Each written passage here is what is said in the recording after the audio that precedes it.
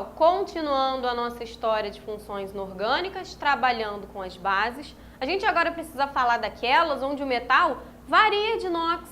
Quando o metal tem o NOx fixo, é muito tranquilo, você vai ver o metal que está lá e é hidróxido de e o nome do cara. Agora, quando ele varia de NOx, a gente vai precisar usar aquela terminação que é conhecida, o ico e o oso.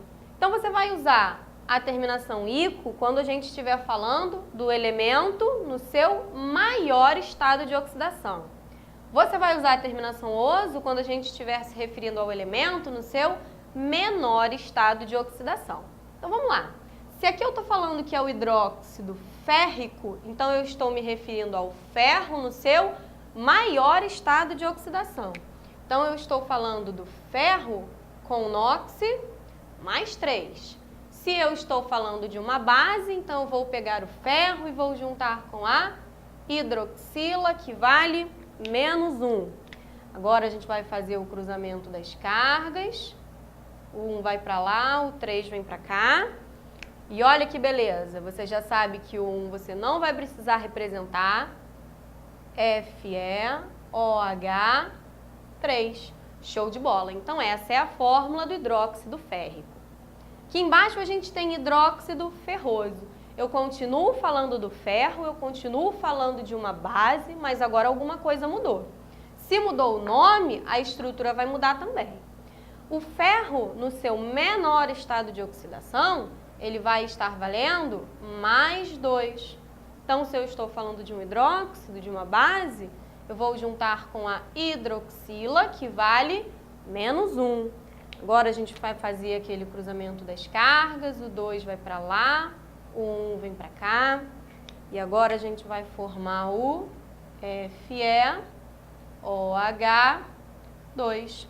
Então, repara só, como a hidroxila sempre vai ter carga menos 1, o 1 que vai para lá você nunca representa. Consequentemente, o cara que está valendo mais 3 ou mais 2, quando essa carga vem para cá no cruzamento de cargas, né? O índice aparece aqui, você coloca parênteses, a quantidade de hidroxilas que aparece, então aqui 3, aqui 2, sempre vai ser igual ao NOx do cara. Então, se ele tem uma hidroxila, é NOx mais 1. Se ele tem 2 hidroxilas, NOx mais 2. 3 hidroxilas, NOx mais 3. E pode aparecer também os caras com 4 hidroxilas, então você já sabe que o NOx do cara é mais 4. Outro exemplo de NOx variável é o ouro.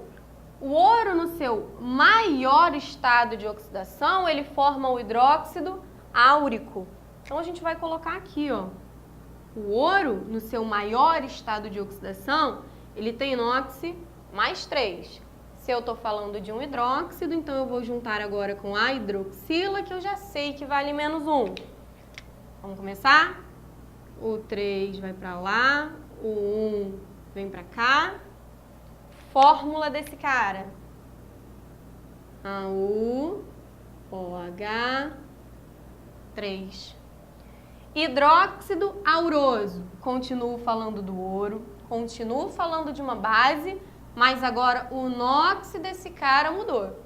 Então, o ouro, no seu menor estado de oxidação, ele forma o hidróxido auroso e agora ele tem NOx mais 1. Vou juntar com a hidroxila, que tem NOx menos 1. Vou fazer aquele cruzamento de cargas que você já está craque. Então, esse 1 vai para lá, esse 1 vem para cá. E eu não preciso representar nenhum dos dois. Fórmula desse cara, AuOH.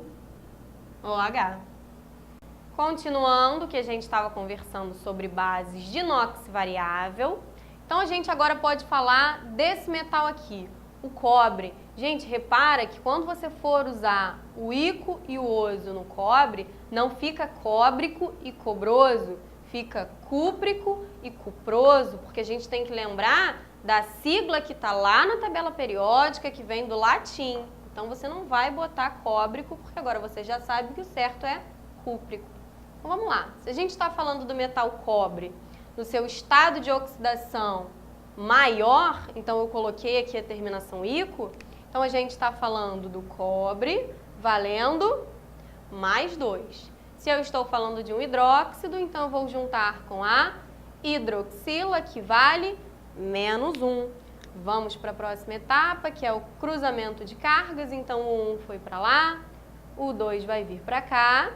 E agora a gente forma esse cara aqui, CuOH2.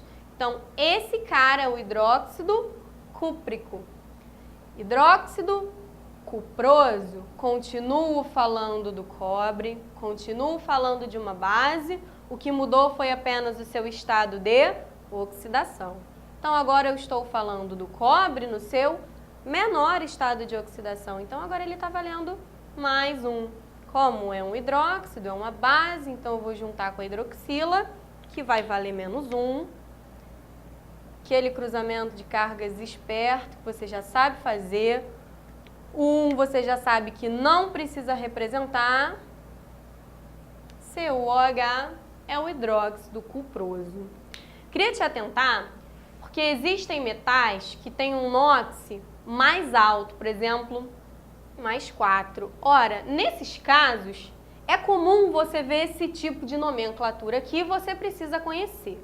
O que acontece? Em vez da gente usar os prefixos ico e oso para maior e menor NOx, você vai usar o NOx desse cara em romano. Então, quando eu me refiro a hidróxido de platina 2, eu já sei que a platina está com NOx mais 2. Quando eu estou falando de hidróxido de platina 4, eu também já sei que a platina está com NOx mais 4. Então, vamos lá. Aqui eu vou pegar a platina.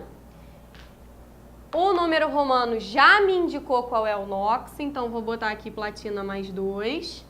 Se é uma base, eu junto agora com a hidroxila, que vale menos 1. Cruzei as minhas cargas, o 2 foi para lá, o 1 veio para cá. Show de bola. Olha só a fórmula desse cara. PtOH2. Não precisei me preocupar com o ico e o oso. Hidróxido de platina 2. Se ele disser para mim hidróxido de platina 4, então agora eu já sei que a platina está valendo mais 4. Ora, se é uma base, vou juntar com a hidroxila, que vale menos 1. O 1 foi para lá e eu não vou representar. O 4 veio para cá. Fórmula desse cara. PtOH4.